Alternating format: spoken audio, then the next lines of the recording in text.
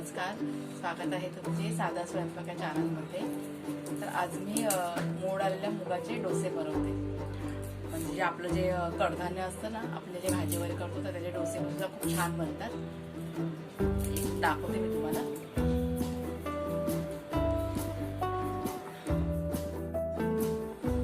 तर सर्वात पहिला आपल्याला हे जे मूग आहेत मोड आलेले ते चांगले म्हणजे मिक्सरमध्ये वाटून घ्यायचे आणि वाटताना त्याच्यामध्ये हे 7-8 लसूण आहेत, आलं आहे आणि मिरची हे एकत्र करून आपल्याला सगळं वाटून एकदम बारीक पेस्ट करून घ्यायची।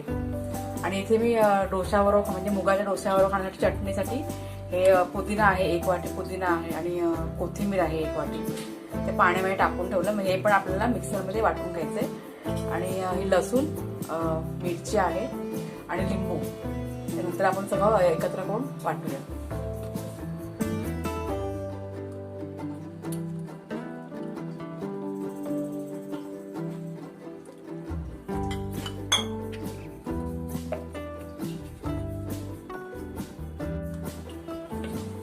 आता आपले मूग बघा वाटून झालेत। आता हे चांगलं मिक्स करून घेते मी।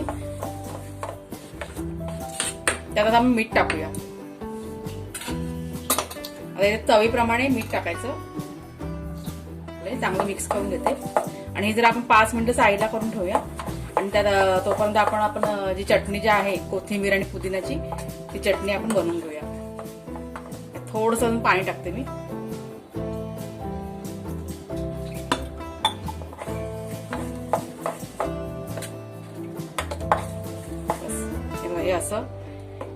हे असं याचं प्रमाण पाहिजे। हे मी साईडला करून ठेवते आणि आता आपण चटणी बनवूया। आता चटणीसाठी इथे मी 4 लसूण घेतल्यात, 3 ते 4 मिरच्या पण घेतल्यात। म्हणजे आपल्या चवीप्रमाणे कमी जास्त करायचं, तिखट हवं असेल तर। आणि हा लिंबाचा रस टाकते। ही चटणी सुद्धा खूप छान लागते या डोस्यांबरोबर। सॉस पेक्षा ही चटणी असेल ना डोसा खायला खूप मजा येते। आणि मी तेच जे मूग वाटले त्याच भांड्यामध्ये मी आता चटणी सुद्धा वाटून घेते। मीठ चवीप्रमाणे, अर्धा चमचा चाट मसाला टाकते। चाट मसाला एक टेस्ट छान येते चटणीला आपल्या। आणि हा जो पुदिना आणि कोथिंबीर सगळं धुवून घेतलंय। आता हे सगळं मी वाटून घेते एकत्र करून।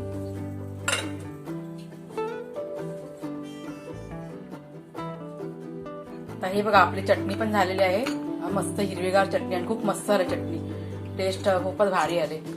तुम्ही सुद्धा ही चटणी नक्की करून बघा। आणि हे आपलं मुगाच्या डोशाचं पीठ, म्हणजे डोसा म्हणा धिरडा म्हणा, जे आपल्याला हवं ते नाव द्यायचं।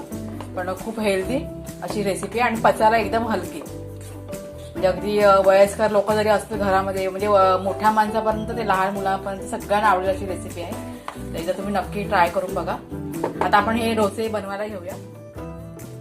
आता इथे बघा गॅसवरती मी तवा ठेवलाय। आता तव्याला मी जरा तेल लावून घेते। तवा आपला ना गरम झालाय।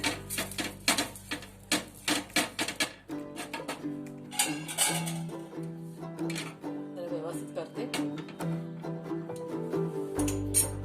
आणि हे म्हणजे तव्यावरती आपण ते मिश्रण टाकायच्या आधी चांगलं जरा मिक्स करून घ्यायचं।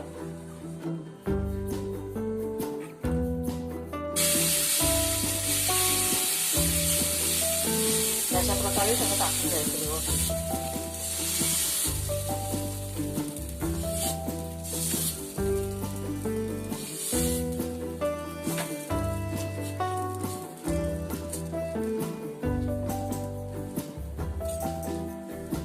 तेल टाक, साईड थोडं तेल टाकू। हे जरा जाडसरच टाकणार मी।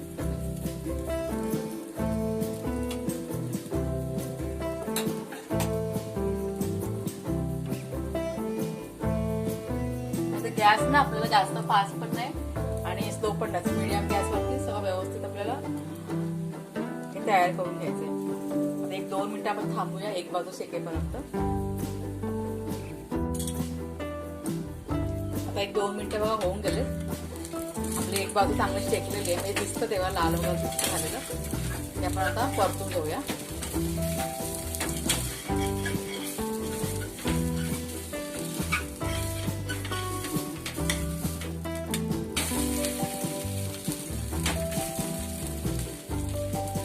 दुसरी बाजू आपण अशीच शेकून घेऊया। तुम्हाला मी अजून 1-2 करून दाखवते। आता नॉनस्टिकच्या पॅनवरती पण आपण करू शकतो, पण नॉनस्टिक तसं चांगलं नसतं आपल्या हेल्थसाठी, त्याच्यामुळे मी जास्त यूज मी सहसा नाहीच करत. आणि माझ्याकडे आहे पण म्हणजे नाहीच आहे नॉनस्टिकचे भांडे वगैरे काही, त्याच्यामुळे ज्या नॉर्मल जे आहे माझ्याकडे त्याच भांड्यावरती मी सगळं करते माझं काही.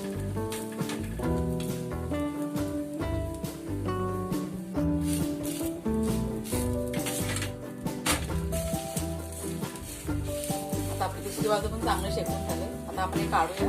हे असं चांगलं लाल तर खरपूस भाजून द्यायचं.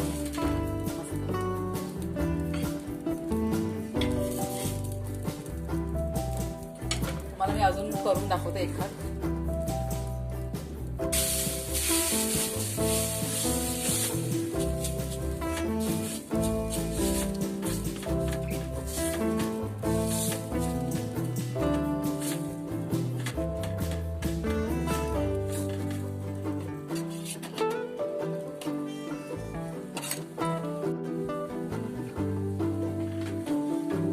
पण एक बाजू शेकले, आपण पलटी करूया पुन्हा.